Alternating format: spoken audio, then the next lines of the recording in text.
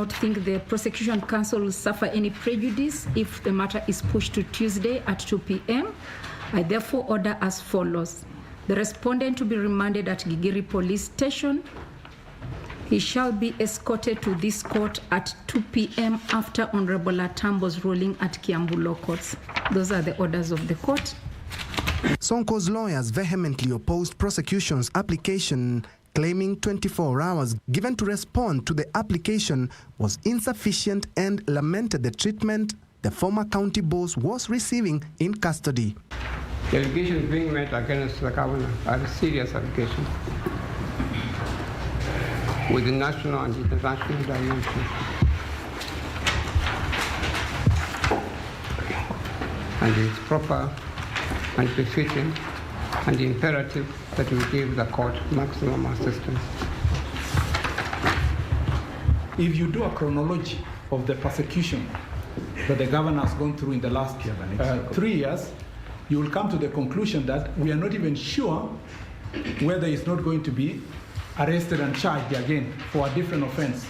The prosecution claimed that matters touching on terrorism should be handled expeditiously.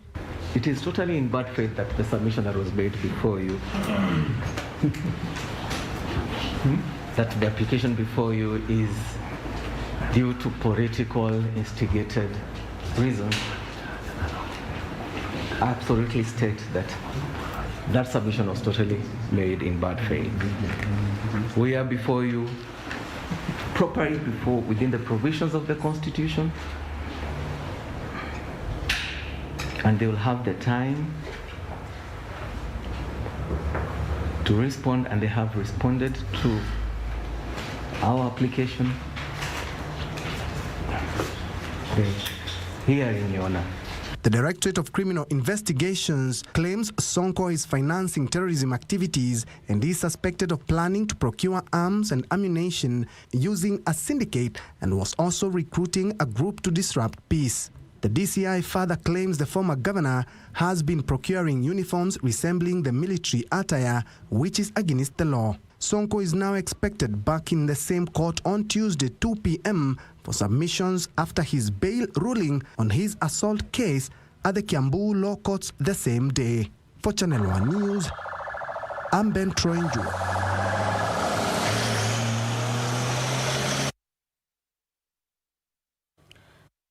Of terrorism are equal to matters of national security, so we'll be keeping tabs on any developments in regard to that particular issue now. President Uhuru Kenyatta today paid a glowing tribute to the late former president Daniel Toroitich Arap Moi, remembering him as a steadfast, humble and patient statesman who mentored and raised many great leaders. The head of state spoke when he joined the family, relatives, friends and close acquaintances of the late president at his Kabarak home in Nakuru County for memorial service to mark 1 year since his demise. President Uhuru Kenyatta joined the family, relatives, friends and close acquaintances of former President Daniel Arap Moi at Kabarak in Nakuru County for a remembrance service to mark 1 year since his passing on.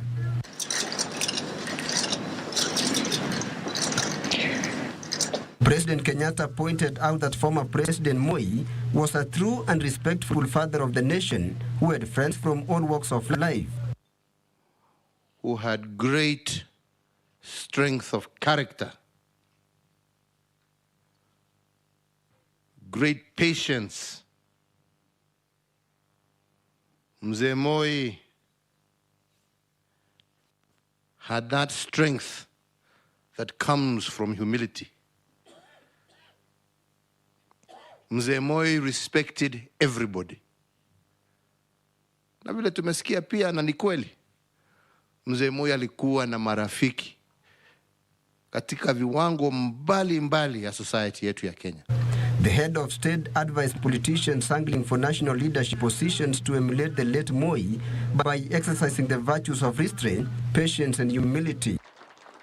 Akakuwa na heshima na yule ambaye alimfuatilia, hata kama haikuwa choice yake. Akakuwa na heshima na Mzee Mwai Kibaki. He expressed concern at the way today's leaders are disrespectful, saying respect, patience and humility can earn one a leadership position, but not abuse and arrogance. Wenzangu, uongozi mtapata, hamna shida, lakini tafadhali tafuteni heshima na wenzenu, tuishi kwa heshima. The arrogance that we see in today's leadership raises many questions as to the future of this country. Other speakers at the ceremony included political party leaders Musalia Mudavadi of Amani National Congress, Moses Wetangula of Ford Kenya, and Kalonzo Musyoka of Wiper, who described the late president as a great man and a unique gift to the people of Kenya, whose legacy will live on for posterity. The late Daniel Toroitich arap Moi was Kenya's second president and ruled for 24 years before he was succeeded by Mwai Kibaki in 2002. He died on February 4th, 2020, at the age of 96.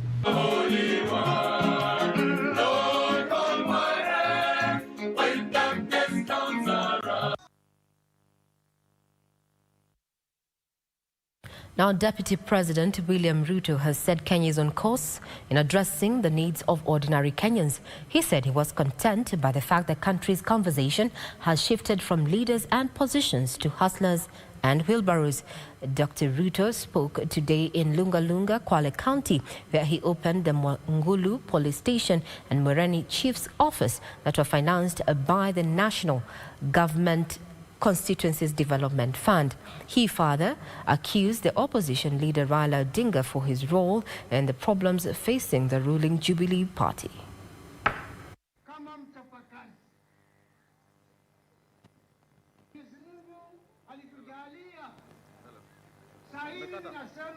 Mimi nilisikia ule jamaa wa kitendawili juzi anasema ati yeye hajakuja Jubilee, yeye si Jubilee, yeye hajafanya chochote Jubilee. Mimi nataka nimwambie my friend, tafuta watu wa kudanganya. Kuja kwako kwa Jubilee ndio imevunja chama ya Jubilee, mpaka leo Jubilee imesambaratika.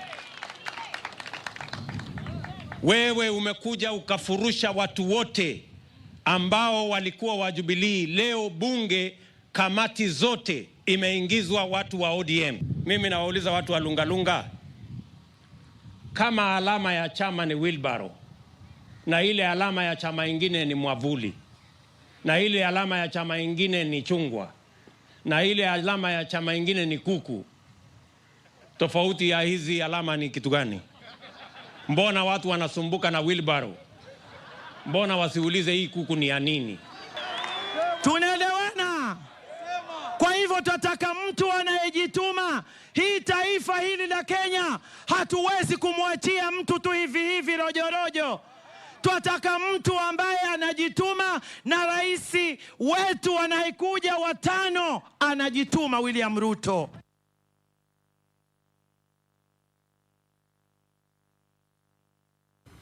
Now away from Kwale County, and now looking at what is happening in matters of politics. Regard to matters of politics, that Kenyans have been urged to read and understand the contents of the Building Bridges Initiative report to make informed and independent decisions. Government spokesperson Colonel Ted Cyrus Gudner, who was in Kilifi County, said the document aims at ensuring peace prevails during and after general elections. While inspecting government projects in Kilifi County, government spokesman Colonel retired Cyrus Oguna used the occasion to drum up support for the Building Bridges Initiative. Oguna insisting that for any nation to attain economic stability and attract investors, political stability is key in achieving the agenda. Zile siasa za kushabikia, siasa za hisia zimepitwa na wakati. Manake sisi ni watu ambao tuna upeo, tunaweza kuona mbali. Ni watu tumesoma wenyewe katiba ile ama kitabu cha BBI tunaelewa. Kwa hivyo nyakati utakapofika unatoa uamuzi kulingana na vile umefanya nini? Umeelewa. In the same breath, Kuria West MP Mathias Robi has warned that Building Bridges Initiative referendum has already placed the country in elective mood over a year ahead of the general elections. Robi faulting that the BBI drive has derailed the government development agenda, saying the Jubilee government will have little to show off at the end of its reign. Ile mambo wanasema kuwa BBI italeta pesa kwa county, ati italeta 35%. Kama hii 15% imekosa kufika kwa county, imekosa kusaidia wananchi. Je, nyinyi mna ukweli kweli 35% itafika? In another development, Maendeleo Chapchap, candidate for the Machakos Senate by-election on Thursday, got a major boost in his Senate bid after two giant teachers' unions, Kupet and NAT, endorsed his candidature and pledged to mobilize the teaching fraternity to support him. Na tukaona viatu vya yule alikuwepo vinahitaji mtu ambaye ana masomo na mtu ambaye ana tajriba ya legislation. Kwa mambo yote yale yatahitajika kupelekwa kwa Senate for legislation. Ningependa pia kusema ya kwamba ikiwa kuna mswada utahitajika kwenda Senate, nyinyi kama viongozi wa walimu tutakuwa tukikaa pamoja, twajadiliana na napeleka huko mkinichagua. Finally, nominated Senator Isaac Mwaura, who appeared before the Jubilee Party Disciplinary Committee, defended his recent utterances over the party and accused the political outfit of being biased. It is discrimination. It's applying partiality. And even when you look at the evidence that you have adduced here, it is an afterthought. And my good brother Frank Mwendani must have gone to the internet to look for anything that would appear a fishing expedition. Things that were done in 2020. Why didn't you call me that time?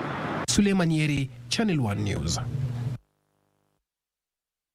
Still on matters politics is a section of leaders drawn from Kajiado County led by Kajiado Governor Joseph Ola Lankum have had to rally behind the Building Bridges Initiative report. The leaders declared their support for the document when they met ODM party leader Raila Odinga today to mull on the proposed Constitution Amendment Bill of 2020, which is currently at the devolved units for debate. On his part, the ODM party leader challenged those who are yet to decide on the document to join the BBI bandwagon, saying the proposed changes to the 2010 Constitution mean well for the country. The BBI brigade takes their rally campaign to Turkana County tomorrow in efforts to drum up support for the proposed constitutional changes. BBI County, the leaders of Kajiado will work together to erase the perception that Kajiado is not BBI zone. The leaders here by resolve that we will begin henceforth to call for joint meetings, to attend joint rallies, to attend joint church services, so that we can mobilize our county towards supporting BBI. We have the momentum on our side in support of the BBI. Those who want to oppose it, but they still don't know. They're not even sure whether they should be opposing, or whether they should be supporting, or whether they should be just lukewarm. I see a big win in the assemblies and also in the referendum.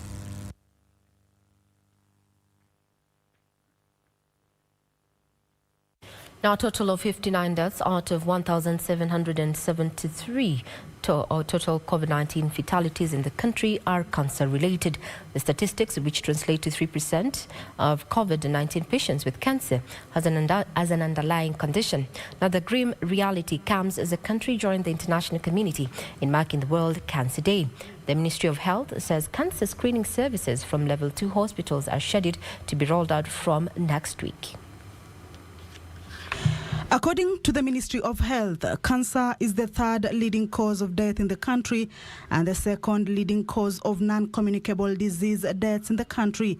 Most of the deaths are being attributed to late diagnosis, among other factors. With the most recent estimates pointing to an annual incidence of over 42,000 cases and 27,000 deaths. Many families have been left financially strained in seeking treatment. Such is the case of Grace Washeke, a 34-year-old cancer patient. She was diagnosed with cervical cancer a year ago. News that doubled her tragedy as she is also HIV positive. Kaenda Kiabu, wakanipima, wakaniambia ni cancer inakuja. Then Kuanzia hapo nikawa nateseka sana, sikuwa na pesa. Doctors advised her to seek urgent treatment, but that threw her into a state of confusion amid the tough economic times occasioned by the COVID-19 pandemic. She needed 1.5 million shillings for her treatment. Bia sasa hapa sina otherwise. Nimejaribu kutafuta mtu wa kunitibisha hii kansa, nimekosa na sina job, I'm jobless. Bwana yangu alikufa, mimi sina otherwise. Wakanitia Ministry of Aid. Ministry of Aid wakakuja wakaniambia, okay, tutakusimamia kwa sababu nilikuwa nimetengwa, hata familia yangu walinitenga. While financially constrained, medics at the Kiambu Level 5 Hospital organized for her treatment at the Kenyatta National Hospital. A week ago, Grace completed her last dose to suppress the disease. She, however, still awaits further tests in the near future. And as the country joins the world in raising awareness on cancer, encourages prevention, detection and treatment, under this year's theme, I Am and I Will, Grace Washeke is among many cancer patients who every day hope for a better tomorrow. Statistics from the Ministry of Health show 59 COVID-19 fatalities out of the total 1,773 were patients with cancer as an underlying condition. The ministry hopes that the implementation of the Universal Healthcare Coverage Program will reduce the pressure on most cancer patients. Scale up the entire process, which will involve screening, promotive, preventive healthcare from Thursday next week. So Thursday will be in Nakuru County to start the process. So as soon as we launch, that service ought to be available. The NHIF coverage for oncology treatment has greatly eased the burden for many of our cancer patients. I'm happy to inform you that the Ministry of Health is working closely with NHIF to improve the different care for cancer as per our. But until then, Washeke, who now banks on friends for her basic needs, can only hope that the government will ease the treatment services for cancer patients. Kamche Menza for Channel 1 News. Still on matters health is that Kenya is far from flattening the curve on COVID-19 with 180 new confirmed cases reported in the last 24 hours from a sample size of 4,580, placing the cumulative cases to 101,339. Now, the Ministry of Health says another 4 patients have succumbed to the virus. A total of 1,773 people have lost the fight to COVID-19 325 days after the first positive case was reported in the country. The Ministry of Health is urging Kenyans to be more careful and adhere to COVID-19 preventive measures. This as 180 new confirmed cases were reported in the last 24 hours, bringing cumulative cases to 101,339. So far, 1,200,302 COVID-19 tests have been conducted. 83 patients have recovered from the disease.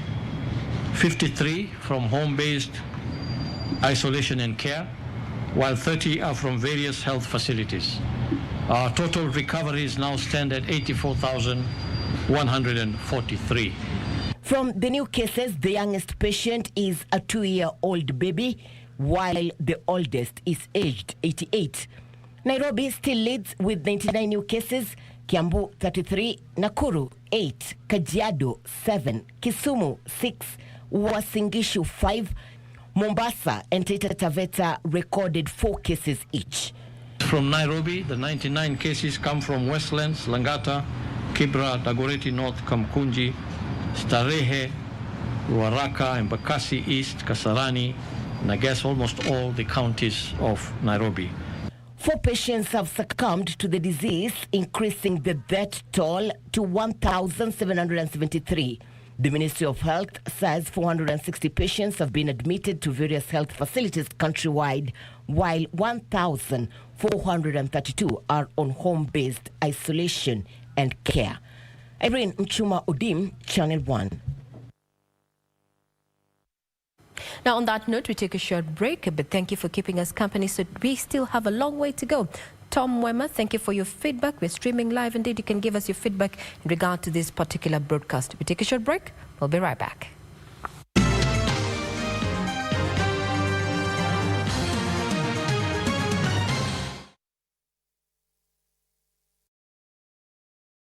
Malaria ni ugonjwa hatari sana unaoua watu wengi hapa Kenya. Japo kuko na korona, hatari ya malaria bado iko. Mtoto huyu alikuwa na joto jingi, kutetemeka, kuumwa na viungo na uchovu. Alikimbizwa hospitali ya umma ambako sheria za COVID-19 huzingatiwa na ni salama kwa shughuli ya upimaji. Vipimo vilionyesha kuwa ana malaria na papo hapo daktari akampa dawa za malaria na kumshauri azimalize, na ili kujikinga wawe wakilala ndani ya neti iliyotibiwa. Malaria husambazwa na mbu. Walio hatarini ni watoto wa chini ya miaka 5 na akina mama wajawazito. Kupimwa na kutibiwa ni bure katika hospitali zote za umma. Usisahau adui malaria. Zero malaria huanza na mimi. Chukua jukumu leo. Komesha malaria. Ujumbe huu umeletwa kwenu na Wizara ya Afya. Mwaka mpya na vitu noma zaidi kwenye quickbit.co.ke. Siku ya leo tunakupa Von 4 burner gas cooker. Oh yes, na tunakuambia ni rahisi zaidi. Enda kwenye simu yako, lipa na M-Pesa, paybill number 4032353 4032353. Kisha enda kwenye account, ekelea kodi ni CK56 CK94, alafu amount ni 20 bob peke yake. Alafu kumbuka utaekelea pin yako. Hivyo ndivyo utakuwa umekelea bid kwenye quickbid.co.ke. Ni bidhaa bora zaidi kwenye bei ya nini? Chini kwa chini. Chini kwa chini. Jiunga na QuickBid ni rahisi. Enda kwenye M-Pesa, bonyeza paybill kisha weka business number 4032353. Kwenye account weka kodi ya bidhaa unayotaka na bid yako ya chini zaidi. Kwa mfano TV 16. Kisha weka shilingi 20 tu kama idadi yako. Weka bid yako pia kwenye www.quickbid.co.ke. Kumbuka, bid ya chini zaidi ya kipekee ndio hununua. QuickBid, bidhaa bora kwa bei ya chini. On the next episode of Ashoka. The goal is to defeat Kicha. It is necessary to keep yourself safe if you want to wage a war against Kicha. This is a trap for us. We've been distracted. By the time the truth dawns upon Ashok, it would be too late. And the victory will be ours. This weekend on KBC Channel 1. Wiki hii kwenye mkulima tutaangazia aina mbalimbali ya herbs na spices. Herbs ziko na manufaa zaidi. Hizi ni madawa. Ukitembelea vituo wale ambao wanafanya nutrition watakueleza kwamba hizo herbs ukitumia kuna yale magonjwa kwa mwili ambayo yanatibiwa.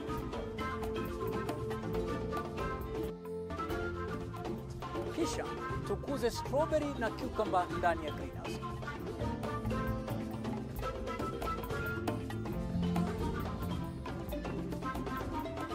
Ungana nasi Jumapili saa 9:30 hapa KBC Channel.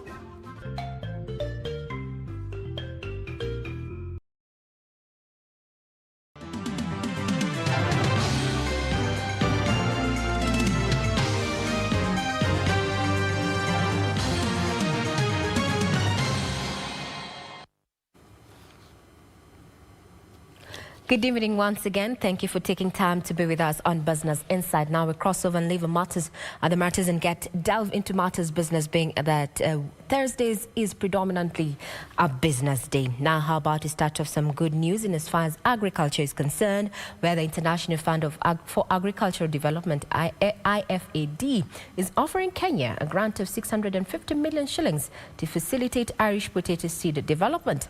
Agriculture Principal Secretary Professor Hamadi Boga says a grant and lifting of a ban on Irish potato seedlings from the Netherlands will boost potato production and encourage investors to set up root and tuber processing plants in the country.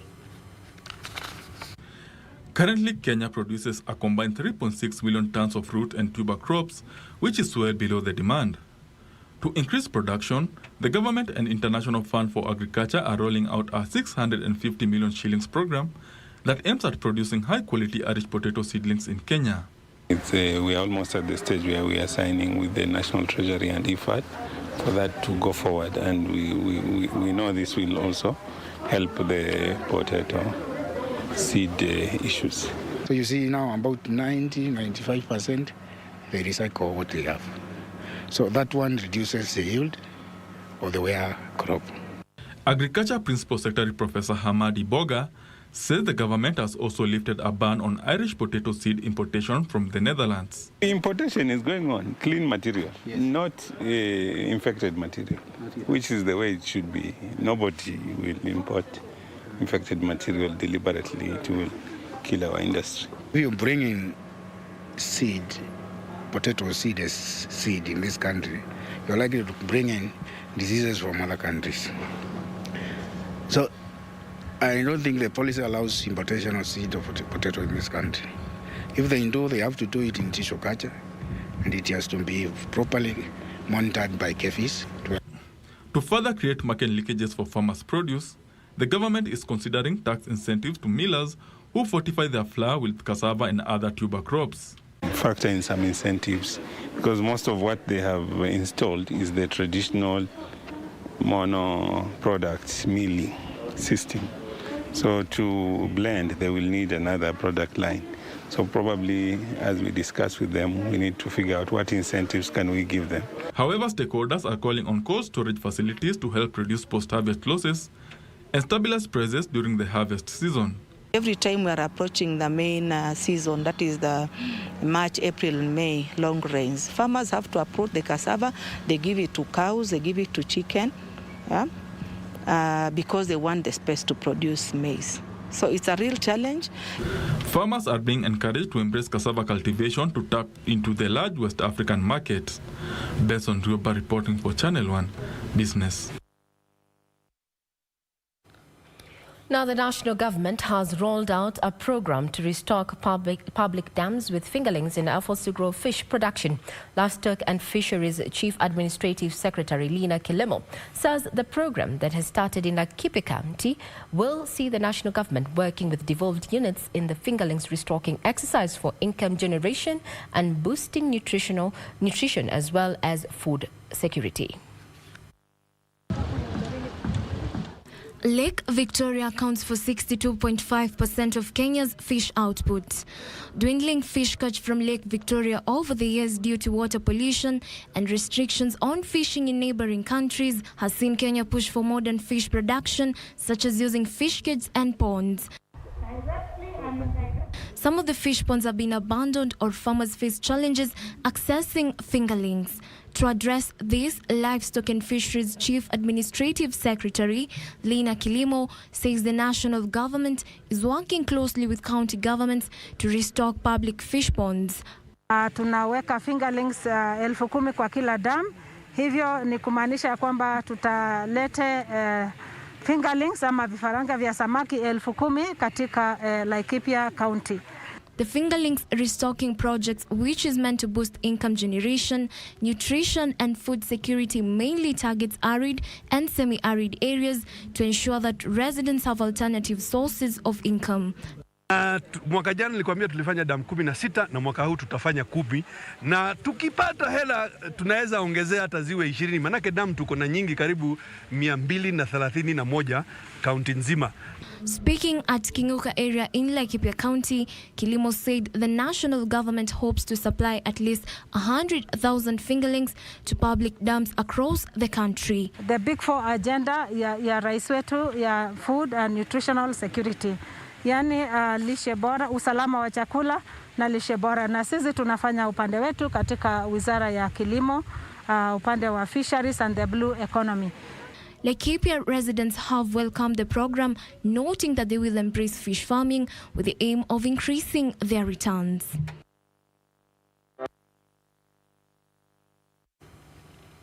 Now, Kisumu Port, whose refurbishment is complete, is backed to enhance intra-East Africa community trade. The facility is expected to facilitate, in among others, transportation of fuel and help reduce damage of roads, as well as increase revenue collection. Now, tonight we give you a glance of the facility ahead of the official opening.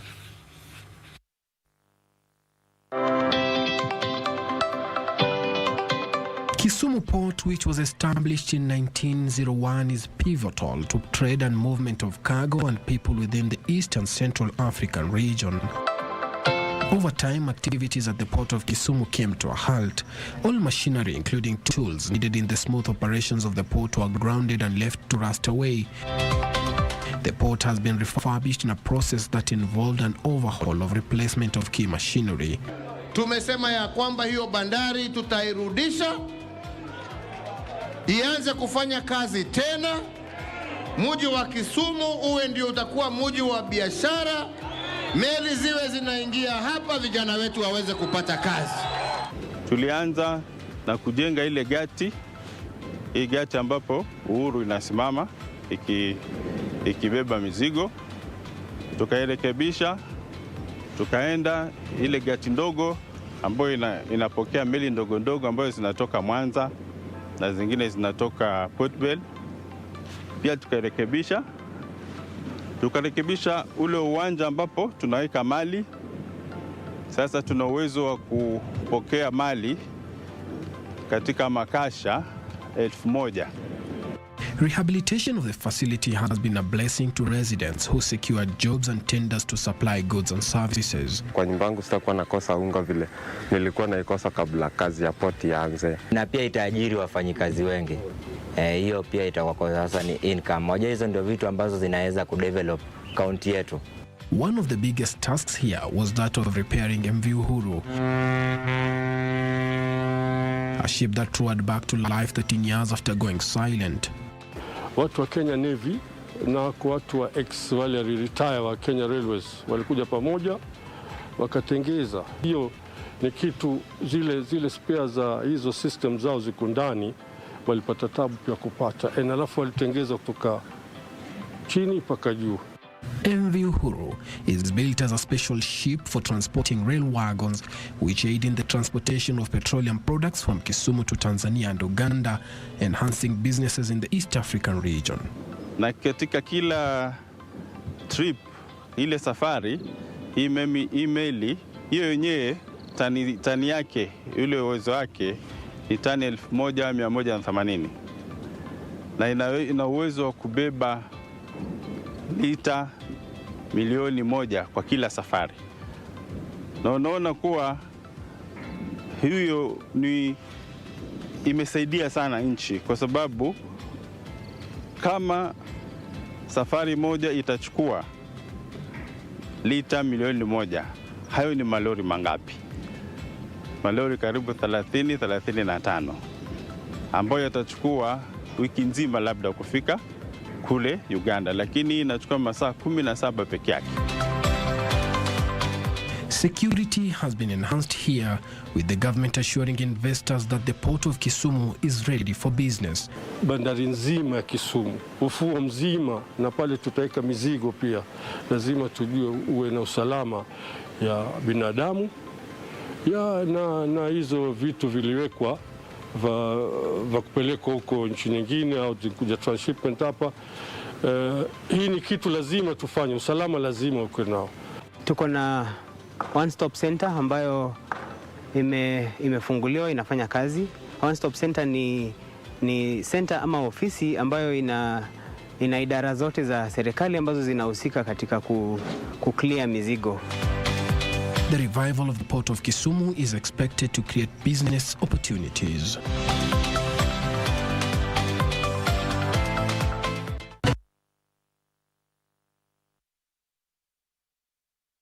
Now, if you're thrilled by wildlife cows, then this is a perfect time to visit the Masai Mara National Reserve. Wildebeests, zebras, lions, antelopes and giraffes have recorded the highest number of newborns this year. So this week on Magical Scenes, we highlight the beauty of Narok during this season.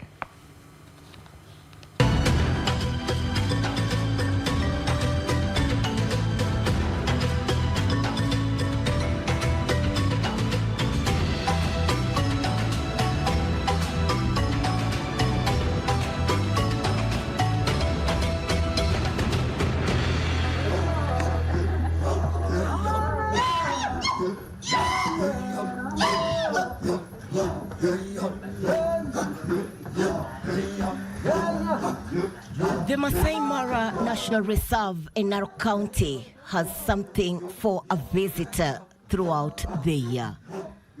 January and February are the calving season for wildlife in the Masai Mara. The plains are filled with new lives, During this season, herds begin making their way to the Mara Triangle after the rains start falling. Wildebeests, zebras, lions, giraffes, and antelopes have high number of newborns this year. Over 500,000 wildebeests are born, with as many as 8,000 wildebeests born on the same day.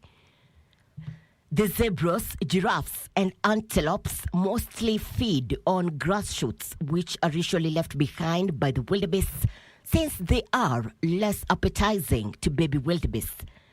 These grass shoots are also said to be healthy for lactating wildebeest mothers in raising healthy babies. The Mara is this season receiving adequate rainfall to the benefit of the newborns and hospitality industry. This is one of the major migration corridor for the wildebeest and zebras as they cross over from the Mara Triangle to the Greater Mara. Nevertheless, even during this season, you have a reason to be in the Mara. These are the hippos of River Mara. They're swimming and also communicating the best way they know how.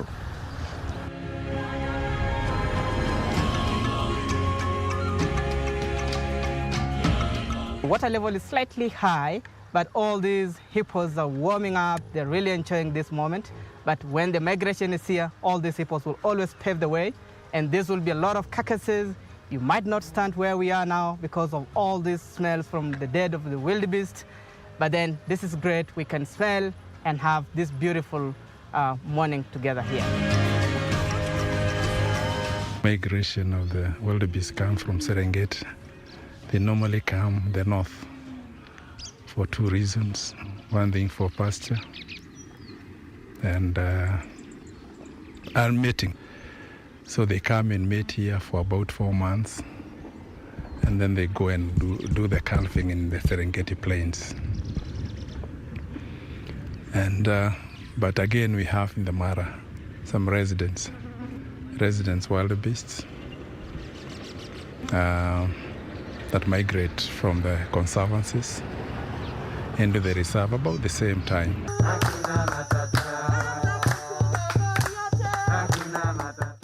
Hoteliers have recorded increased bookings, especially by visitors who had postponed their trips in 2019 owing to the outbreak of COVID-19 pandemic. First, there were protocols that were set by the government, and also as a company, we incorporated everything, the government and our company standard, and we came up with a combined manual that guides every staff or everyone that works here for the safety of our guests. First, we did a lot of training to our staff to enlighten them on, the importance of keeping safe for their own goods, for their own families, and also for the guests who are coming. On a daily basis, I'm very happy to delight our guests in the best way out. And my main aim is that our guests live with the best memories that they can cherish all year until they come back to us again. Whoever wants to travel, please come. Mara is still there, Mara is still intact, the animals are waiting for you. Please come and never be worried about COVID. The only thing is we just have to go through the protocols and you'll be safe. The thrill of the chase, the magical ambience, the African-themed facilities remains among incredible scenes to behold to families and friends alike. Irene Mchuma Udim, magical scenes in the county of Narok.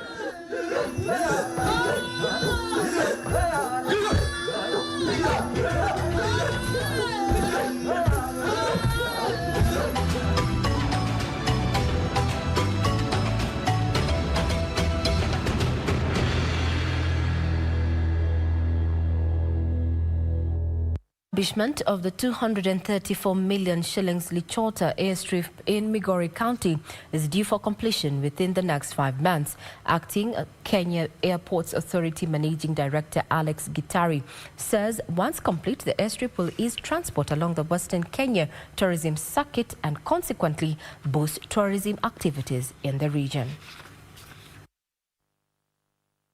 Travel experts believe only 40% of the Western tourism circuit has been explored due to, among others, poor marketing of the area and poor transport infrastructure. We are fully aware that the closure of this airstrip for reconstruction has inconvenienced our tourism stakeholders, but we want to assure them that based on the progress we've seen on the ground, it is going to be just a few more months, and by June this year, we should be able to reopen operations at this very important airstrip. To boost tourism activities in Western Kenya, the Kenya Airports Authority says rehabilitation of the 234 million shillings Lichota airstrip in Migori County would be completed within the next 5 months. Appreciate airstrips sometimes by virtue of their location. They provide connectivity for very strategic reasons. It might be like this one for tourism. There are others that they provide security, support. Others provide evacuation, support. So airstrips are very important when it comes to aviation infrastructure, and it is within our mandate to make sure that they are in good shape so that they can serve the purpose. Construction of the works have been marred by delays occasioned by heavy rainfall that flooded the 88-acre piece of land for the project. Additionally, we are going to fence the facility. There was no fence initially. And we're going to have a patrol for security and safety patrols all around the airport. Now, of course, we faced some challenges. One of which was, the unsuitable soil that we found. That has delayed this project by a month, but we are confident that that 1 month the contractor will be able to, gain it in the course of time between now and June this year. Once complete, the new 1.2 kilometers and 30 meters wide runway will have a capacity to accommodate larger aircrafts and more airplanes at a go. The airstrip is expected to ease transport along the Western Kenya tourism circuits, consequently boosting tourism activities in the region, as well as unlocking the potential economic activities of the South Nyanza region. Regina Manyara reporting for Channel 1 Business.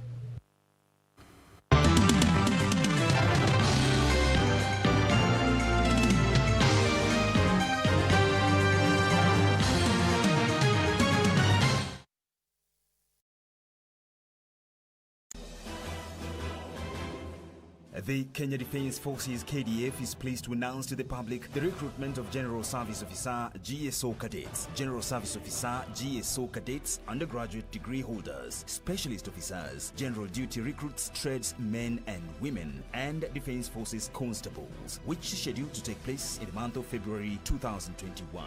Remember, no one can influence the recruitment process. KDF recruitment is absolutely free to all. For more information, tune in to Radio Taifa on the 29th of January 2021, just immediately after the 7 p.m. news. Check out the local dailies. The Standard newspaper on the 31st of January 2021. MyGov inside the Star newspaper on the 22nd of January 2021. And the People's Daily on the 26th of January and the 5th of February.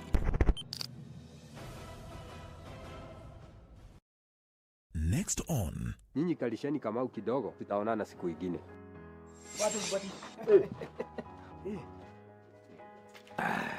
Pengine unaweza kuwa ukijua kwenye Tiffany yako.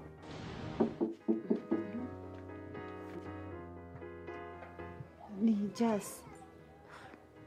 So tell him I want to talk about Tiffany. And what about me?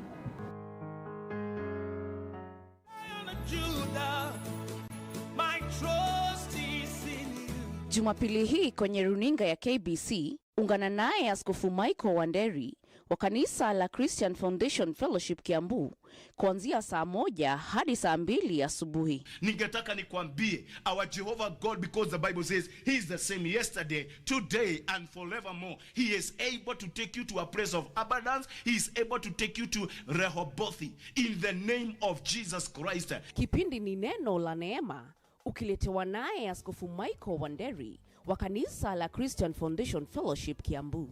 Usikose. My trust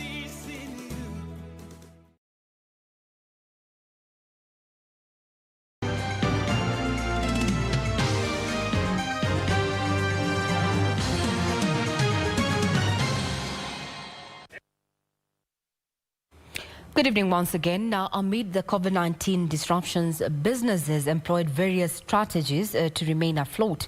While for the Jua Kali sector, the pandemic first tracked and fueled the growth of cottage industries. However, the cost of doing business, low uptake of technology and liquidity constraints remain a hurdle for the small businesses. Now, early this afternoon, I had a conversation with the Jua Kali Federation Secretary General Engineer Charles Kalomba. And this is how the interview, rather the conversation went, just talking about the performance of the businesses in 2020 and the projections of 2021. Here's a conversation. Good evening. Thank you for taking time to join us on Business Insight. Tonight, we're going to be talking about the effects of COVID-19, disruptions on trade and business, and what strategies our local businesses are employing into the new year to ensure that they return to profitability.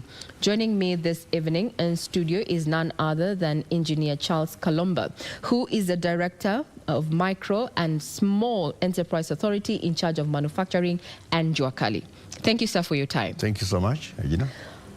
How do the numbers look like in as far as businesses are concerned? Because we got a report that a majority of them closed shop with the pandemic.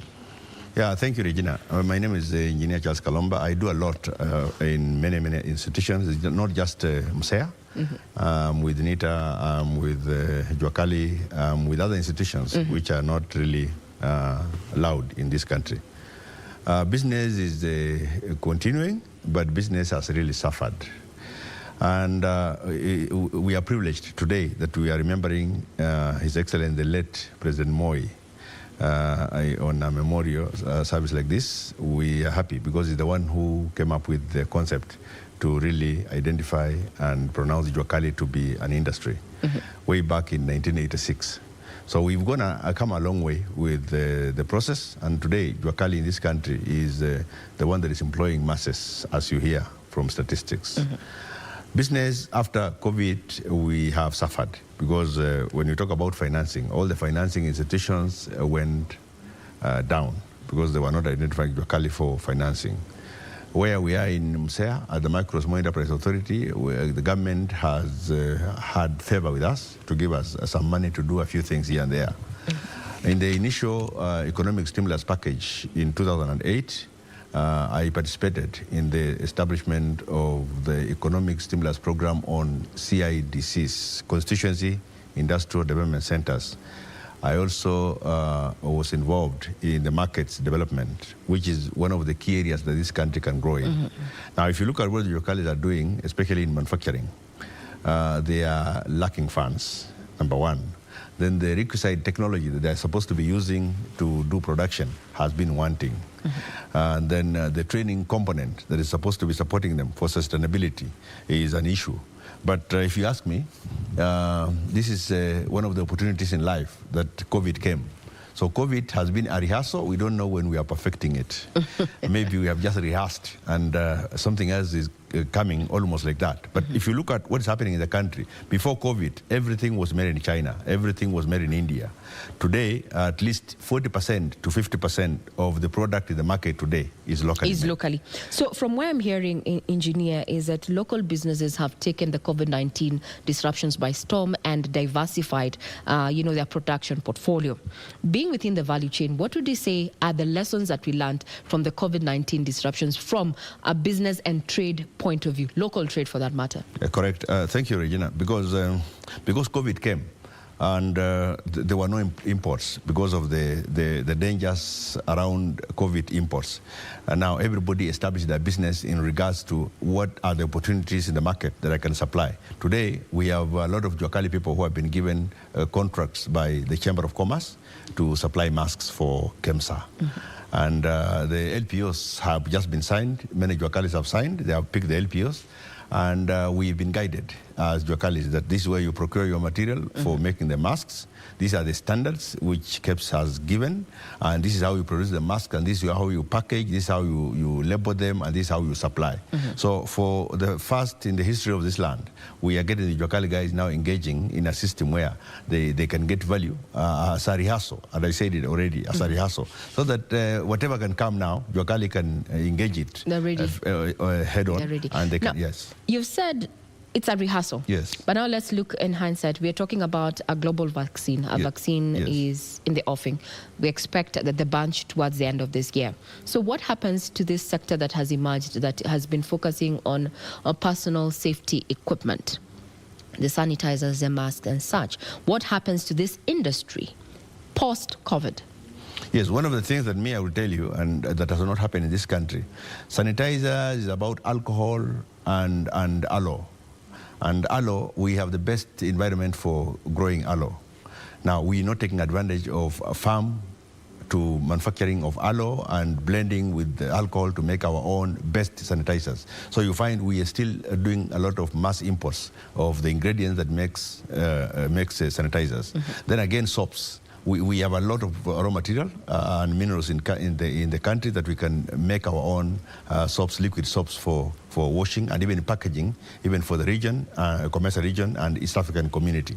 But we've not taken advantage. So we are still doing that imports, purporting that we are doing 100% manufacturing. So we need to up the game and say, what is available for us as raw material in the country? How can we do 100% local content in whatever we are manufacturing? We've, in the Jua Kali sector, people are manufacturing hand washing cans, and of course Msea, where I come from, Msea has been procuring for the Jua Kali who are manufacturing and giving us donations to other Jua Kalis who are using them. Mask again, the same way. So we need to take advantage of full throttle of moving into manufacturing. Local manufacturing of this safety and personal equipment. Now, other than that, when with this COVID situation came about, there was the issue of substandard products out there. Quality assurance, in as far as that is concerned, because you've already said we have the best. Quality assurance so that we can get that international market. What is your take? My take, we have an institution in Kenya called Kenya Bureau of Standards, and I'm privileged to even be sitting among Kenya Bureau in a program, and of course, as a nominating authority to nominate Jua Kali into several technical committees in Kenya Bureau of Standards to understand how standards are being developed, because standards is just a benchmark. You look at other countries who have done it, you now come up with a Kenyan standard. Now, many Jua Kali have engaged Kenya Bureau in terms of standards. When you talk about a mask, it's a two-ply that we've already developed a standard in Kenya Bureau, and now the Jua Kali guys are manufacturing, because it is just about sewing and making a mask. But there's other sophisticated masks like the surgery masks, where you must go through a technology. They are masks that you don't stitch, non-woven masks, that you use sound to stitch it. So Jua Kali have not capacity to reach that far. But all I'm saying is that if we have the two-ply for schools, because like the masks that are being manufactured by Jua Kali today is purposed to be procured by KEMSA, where Chamber of Commerce is just a bridge to KEMSA, and then KEMSA can now supply it to schools. So for me, sustainability is where the challenge will be, because we have no cotton sector in this country. We are still importing a lot of cotton fabric from other markets. So we need to churn out our own cotton. But the challenge has been, and I did not tell you, Regina, I'm chairing the Lake Economic Bloc cotton revitalization agenda, whereby cotton in this country has failed for one reason: monopoly. Cotton is being planted in the lake region, is being exported to Makueni for ginning. And then the seeds and the cake is left in Makueni. And the people who have farmed the cotton, they are still growing poor and poor and poor. So we need to come up with cottage industry where Jua Kali can make simple machines for cotton processing. And then we can sustain our own cotton, so that when we talk about masks for the region, we have enough cotton to do mask production and garments, where CTA, cotton textile apparels, will be sustainable in this country. Now, let's look at the cost of doing business. Over the 1 year that we have had these COVID-19 disruptions, government has been saying that it has incentivized the business in business sector so that to support local manufacturing as well as local businesses. Have you felt the trickle-down effect of these government incentives to support local businesses? Regina, every government must be seen talking. But we must now analyze the talk and see. When the government says A, is it really A that the government has said? Tell us, is it A or was it B1? I will tell you for sure that business have suffered. Government is saying this, but what is happening on the ground is not really what the government is saying. But you cannot blame government because, for one, this is a community issue. This is a community issue. For the government, it is a wishful thinking that our people will live a good life. But then if the people are living bad life, it's not the blame to the government, because the government may not be having a strategy on how to make the people live a good life. But business have suffered. Business and of course the cost of doing business in Kenya. If you look at the index and globally, compare globally, you will find that Kenyan doing business is very, very high. So what do you think really government needs to do so that you can feel the impact of their support, within, for businesses, for local businesses? What is maybe your top 3, if you're given an opportunity, that are going to change, the dynamics in as far as local business is concerned? There are so many raw materials that Jua Kali people are using, especially in manufacturing. The government needs to take an affirmative action to zero rate some raw material that the Jua Kali people are using. And of course, the market, government is the biggest market. You heard when the president visited Jua Kali in Umoja, he said all the desks now will be manufactured in Jua Kali, and he placed the Jua Kali in the center of manufacturing, which was not a new thing. Vision 2030, Vision 2020 placed the Jua Kali as forerunners towards Vision 2020, which was a vision by President Moi. Vision 2030, a vision by President Kibaki, placed the Jua Kali as forerunners towards Vision 2030. So when President Uhuru is talking about Big Four agenda and placing the Jua Kali in the center of manufacturing, there's only one thing that was supposed to be trickled down, that from the exchequer, there's something that is supposed to come out and support the word of the president. Otherwise, it will just be a word spoken, and the impact of the word will not be felt. So we have institutions in this country, like Micro and Small Enterprise Authority, which has already a fund, proposed fund, which has taken longer than we expected, that should be issued up to the Jua Kali. And of course, the sad story is only just 1 billion. We have other areas that we are getting billions and billions of shillings that may not even have an impact to this economy. But if you just inject 3 billion to this economy and focusing on the Jua Kali guys to be manufacturing, and then the traders who are the hawkers to sell the products, then you will not find a Chinese selling a belt in Kenya, because then our cow will culminate into a belt and a shoe, and the hawkers will pick it and sell our own shoe and our own belt. Value addition in manufacturing. Yes. What about the cost of power? Do you think enough has been done to ensure that the cost of power comes down to support, the Jua Kali sector? The strategy to reduce the cost of power has also fallen out, because in our nation, you find that all the power we are sharing from domestic to industry. What we need to do as a policy, we need to drive what we call solarization. Solarization will now mitigate the cost of power, because then in domestic circles, nobody needs a wire to come and light their houses. We need to use the roof and make sure that we are collecting enough solar in the day and using it in the night. We need wind to power residential areas. We need other mechanisms like biogases to power, to get substitute of power. Then the wire will go to the industry, and the product from the industry now will be lowered down, because the cost of energy will definitely go down. And then other strategies in energy production. We are only doing fossil fuel in energy production. Mini hydros or hydro and steam, they are not really supportive enough to produce enough power. So there are other mechanisms. Capacity. Yes. There are other mechanisms of production of power that this country needs to buy into, which are global systems. And if we do that, then the cost of power will just go down, and then distribution of power. Of course, the structures for distribution in Kenya, again, it is vague. So we need to look at it and see that we reduce the cost of power. Yes. Now, one of the issues I've heard you highlight is the issue of liquidity, or rather funding. From where you sit within that value chain, then what options are out there from SMEs in as far as capital and also, just monies to sustain the operations? What options are out there currently? Yes, people have been struggling with many options, and that's why you see everybody is running to talk about table banking. Table banking. And table banking is just we come together we collect money, we give Regina, we come tomorrow, we collect money, we give engineer, we come tomorrow, we collect. It's not anything that is going to stimulate financial independence. So what we need to do is that we need to look at the exchequer. And these are models that have worked elsewhere in the world.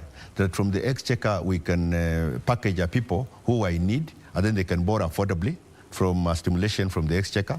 When they graduate to a certain turnover, they can switch their minds to another higher borrowing. When they are sustainable, and they can go commercial banks. So what we need to do as a country, there is a lot of money, and access to credit is nothing. Anybody can access credit if you want. What we are looking for is appropriate financing of initiatives. And if the government does not come in with the mechanism on appropriate financing, where guys who are manufacturing in this country can access cheap money and they can repay it. This is not a new science in the world. It's happening all over in Asia.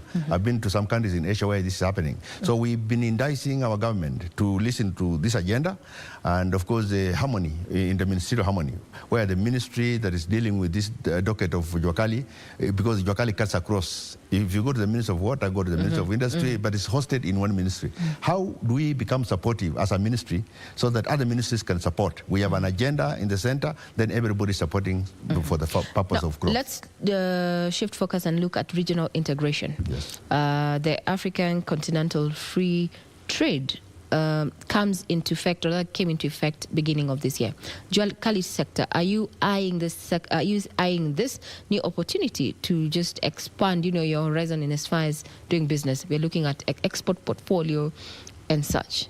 Is this a place you're considering? An area? Well, that's a very good agenda that's coming on the table, and many times I've attended those meetings, physically and online. My argument has been one: you don't take children in the room with the grown-up people and give them bone meat and tell them eat.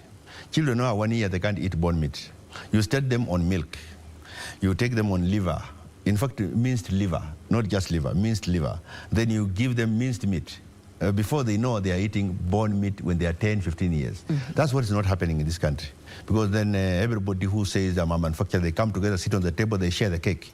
Then the small one, they are disadvantaged. We need to refocus ourselves and say, there was a AGOA market, which was a US, Africa, Asia market. How much did we benefit as a country? And if we didn't benefit, what happened that we didn't benefit? Now there is the Africa free trade that is coming in. What are the incentives that the free trade agenda is going to bring to the manufacturing table of this country and even in the region? Then Kenya, which seemingly is ahead of the region, Kenya, which is seemingly is aggressive in Africa, can we take advantage of this? But our political environment is sour. Our political environment is sour, and many programs fail because we don't have political support, goodwill in politics to support this. And that's why Vision 2030, which has 3 pillars, the economic pillar is growing shorter every day. Social pillar has diminished even.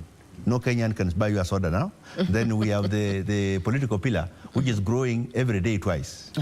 Yes. Now we're more of politics instead of the economy. Correct, yes. Now, the taxation regime. Yes.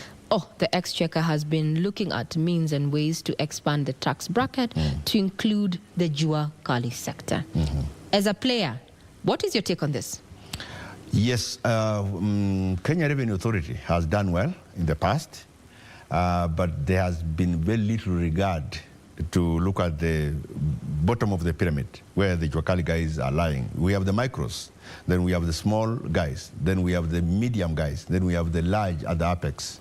Now, the bottom of the pyramid is expanding every day, and then it's shrinking. It's shrinking because the mortality rate on starting a business in Kenya, we have data that you cannot go 3 years. You start a business, the first year, second year, you are dead.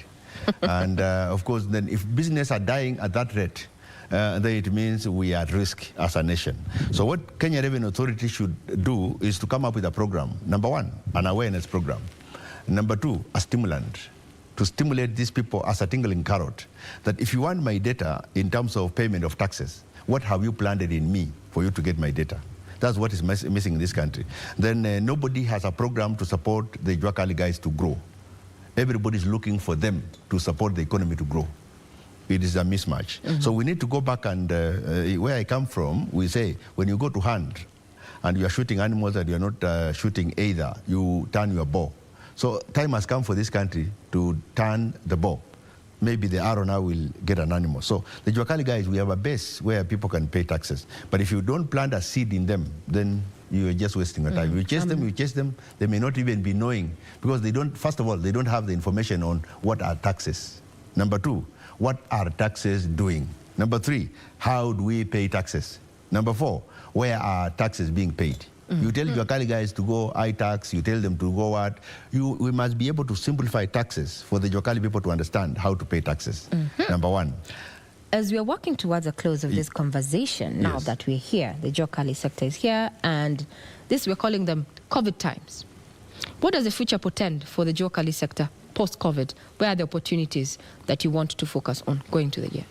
The opportunities seemingly are immense, because for one, we don't know whether there is this was COVID-19, isn't it? Maybe COVID-20 or COVID-21 is coming. Oh God, no, now, please. No, God forbid. Yes, please. But why was it 19 and not 18?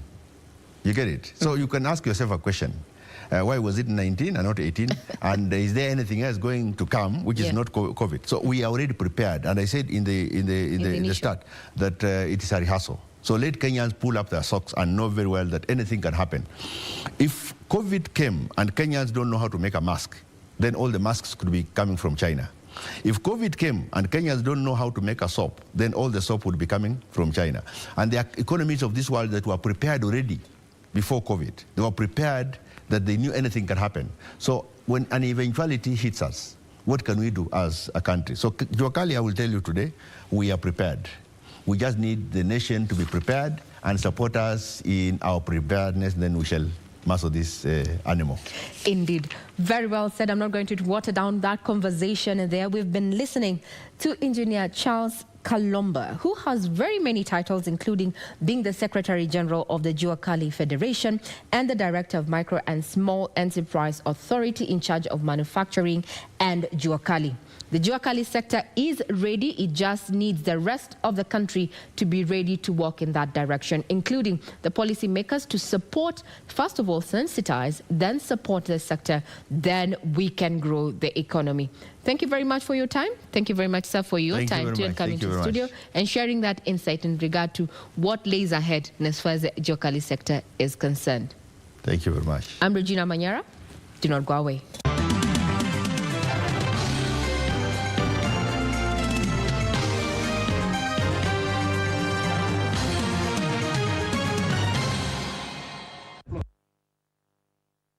Just in case you think you're seeing doubles, well, that was earlier on, and I was having that conversation with the Secretary General of the Jua Kali Federation here, just telling us how 2020 was for businesses and what are the future projections for 2021. A lot of hope has been eased over the issue of COVID-19, and delays definitely are going to have a ripple effect in his way we do business.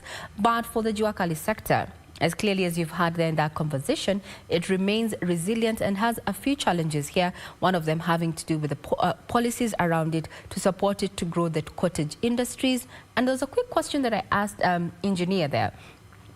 Is the need, the uptake or rather the emerging market in manufacturing for making PPEs something a long-term move that the local manufacturing industry has ventured in?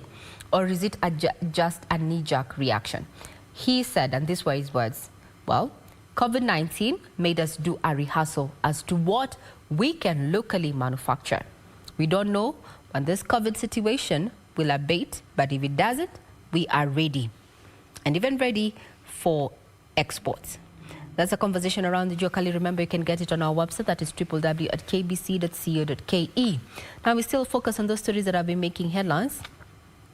And we focus on business and what is happening at Project Konza Technopolis, which is on course after the completion of the National Data Center and the Konza Complex. Now, with other key projects set to be rolled out this year, the Kenya Technopolis Development Authority CEO, Engineer John Tenui, told the visiting Vision 2030 Delivery Secretariat officials that considerable progress had been made on the development of the horizontal infrastructure, key among them roads, a utility corridor, and the water reclamation facility.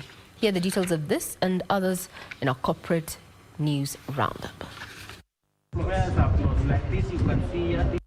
Vision 2030 Delivery Secretariat officials thus they concluded their two-day visit of key flagship projects, which saw the team visit, among others, the Konza Technopolis project. So far, under phase 1 of the project, construction of the National Data Center and Konza Complex has been completed, which has seen the authorities centralize their services and coordinate on-site development. Meanwhile, sugarcane farmers are appealing to those who filed petitions in court to challenge the gazetted sugar regulations to withdraw the cases to allow implementation of the new rules. Sugar Campaign for Change SUCAM Secretary General Michael Arum says the proposed regulations are favorable to farmers who would earn based on the sucrose content of the cane. Finally, Industrialization and Trade Cabinet Secretary Betty Maina is challenging Meru residents to grow more flowers to tap a ready market in Europe. Her sentiments were echoed by Britain High Commissioner to Kenya, Jane Marriott, who said flowers are in high demand this month and the UK is keen on growing trade riding on the recently signed trade deal with Kenya.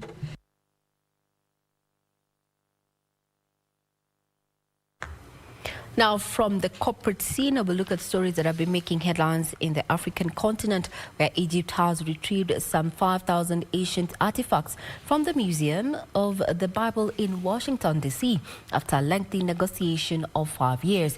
Dr. Essam Shehab, the curator of Egypt's Ministry of Tourism and Antiquities, says the artifacts have proven very helpful in understanding the ancient times of the country. Here are the details of this and other stories making headlines from the African continent. The manuscripts were written in the Coptic language and the Greco-Roman scripts, as well as religious manuscripts were written Christian and Arabic languages. The retrieved artifacts are from different periods. The retrieved artifacts had been illegally excavated and smuggled abroad, including outflows to the US, and it took Egypt 5 long years to track the treasures back. Experts and officials say that the latest success has injected confidence and vitality for them to retrieve more Egypt's ancient treasures from abroad. Meanwhile, Uganda's coffee exports grew 22% year-on-year to 4.6 million bags in 2020, earning the country $515.94 million. The increase is the highest since 1991, according to Uganda Coffee Development Authority, which attributes the improved performance to favorable weather. Uganda's coffee is mostly sold in its raw form. On export destinations, Italy maintained its top spot among countries with a high affinity for Ugandan coffee, followed by Germany, Sudan, Belgium, and India. The African countries that consume Uganda's coffee the most are Sudan, Morocco, Kenya, Algeria, Egypt, South Africa, and South Sudan. Finally, consumers of alcohol drinks in South Africa may cheer the government's decision to lift the latest ban on alcohol sales, but the wine sector fears the move has come too late to save thousands of jobs. The wine industry has been badly hit by a string of booze bans imposed to ease the number of trauma cases in hospitals burdened by coronavirus patients. The sector has now lost more than $530 million in direct sales, threatening the livelihoods of 27,000 people. The slowdown in wine consumption has left many producers with a storage headache. The country is awash with more than 300 million liters of surplus wine at a time when workers are already in the fields to pick the current harvest.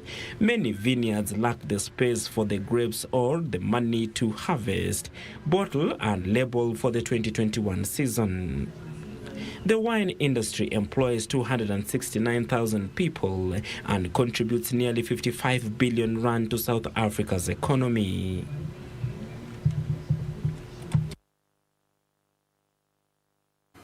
Now, further afield, American Airlines says some 13,000 employees are at risk of furlough when a U.S. aid package for airline workers expires on April 1st, blaming slow vaccine rollouts and new international travel restrictions for dampening demand.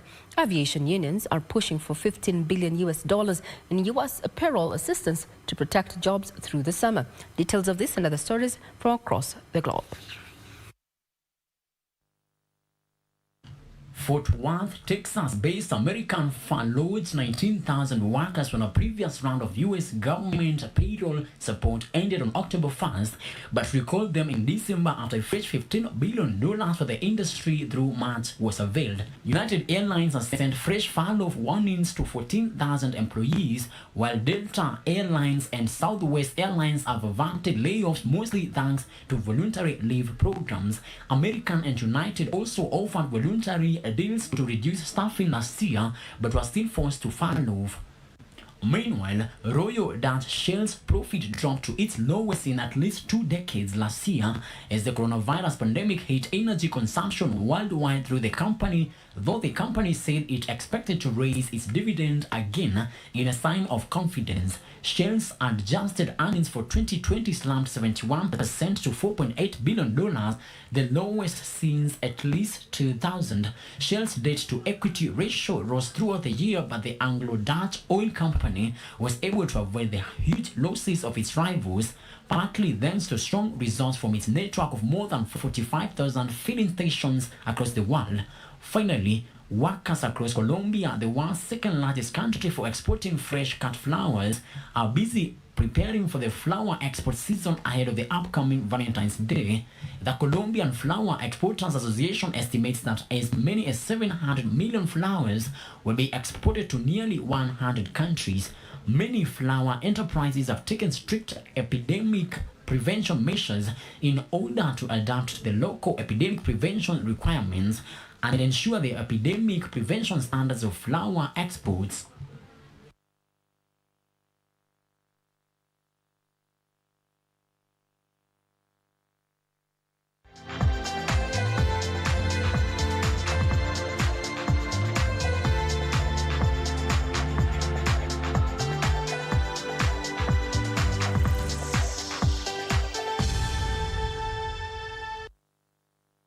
The sporting arena, where World Women Marathon record holder Bridget Kosgei says her target this season is to lower her personal best time of 2 hours, 14 minutes and 4 seconds in the Tokyo Olympic Games. Kosgei shared the sentiments today after being unveiled as Stanbic Bank's brand ambassador.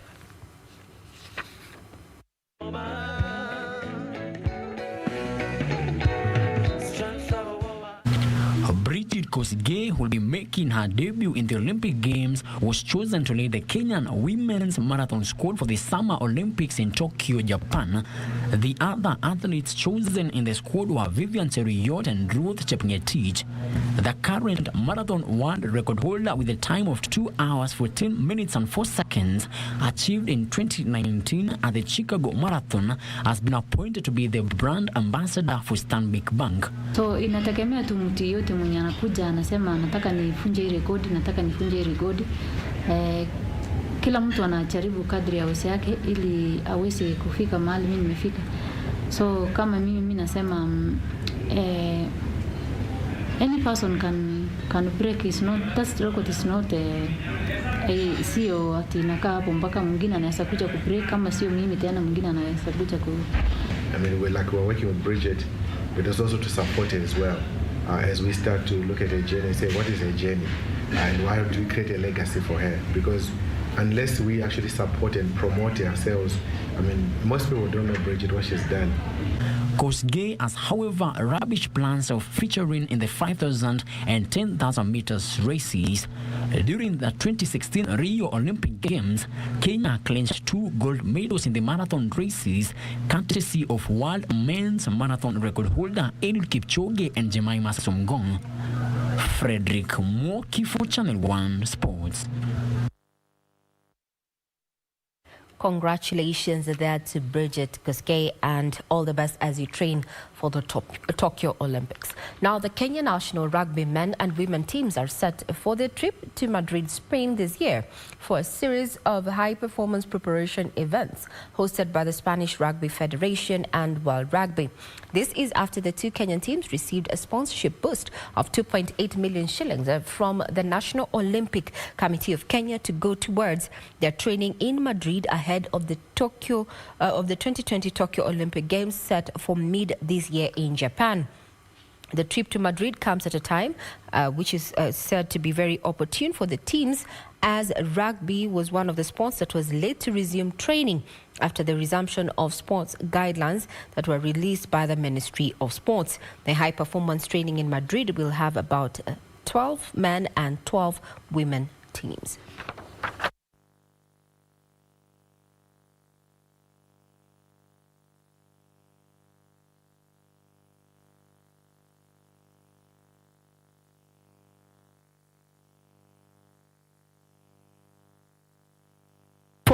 For something like rugby, you do the conditioning, you do the fitness, but you get the game. There's something that we call game or match fitness. That one you only get it when you're playing a match, and of course not these two small tournaments. Unajua, when you're going for kitu kama Olympics, this is a big tournament with big teams, so you need games zenye ziko na almost, if not the same profile as the Olympics. We wish to thank National Olympic Committee for the commitment which they have put to try and see that the teams which are preparing for the Olympics are well prepared in terms of resourcing. And on our part, we have done our best in terms of trying to comply with the protocols which have been put in place by the Ministry of Health.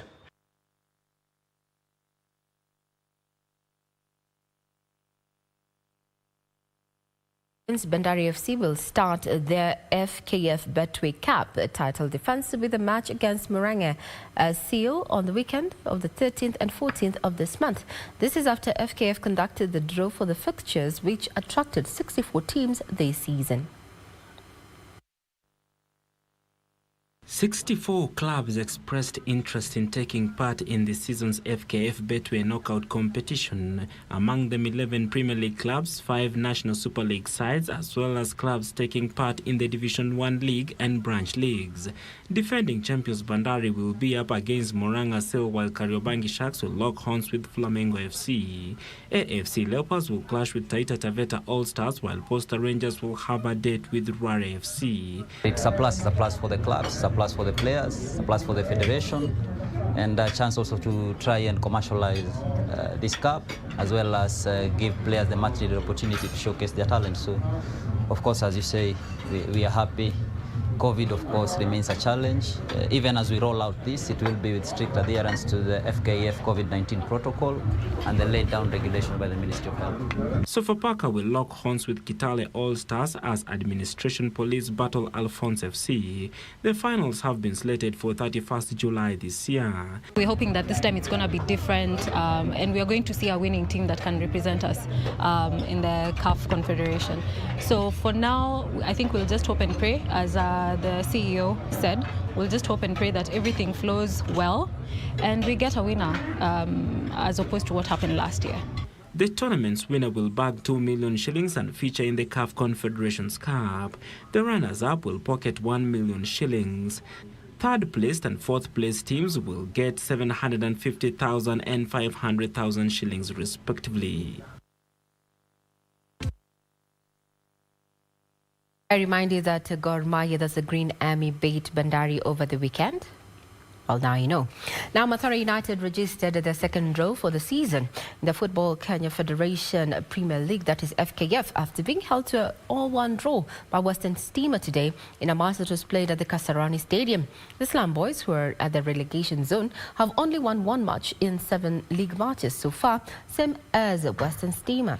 Tomorrow, Tusker will host Wazito FC at Kasarani Stadium starting at 3 p.m.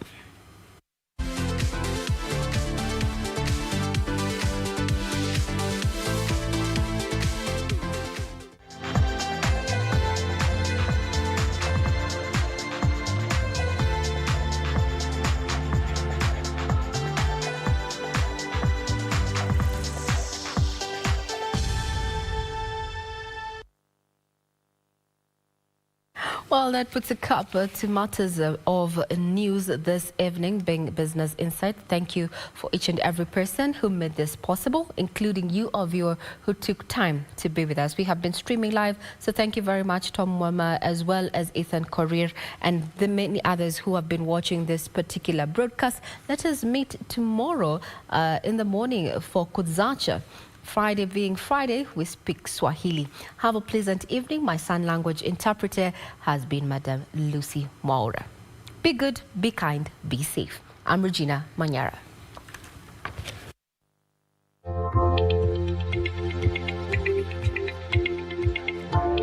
Good evening and a very warm welcome to Channel 1 Weather Updates. My name is Irene Mchuma Odem. It's one of those nights that most parts of the country will be covered with partly cloudy conditions. The northern parts will experience clear skies, and a few areas in the county of Narok will tonight experience showers.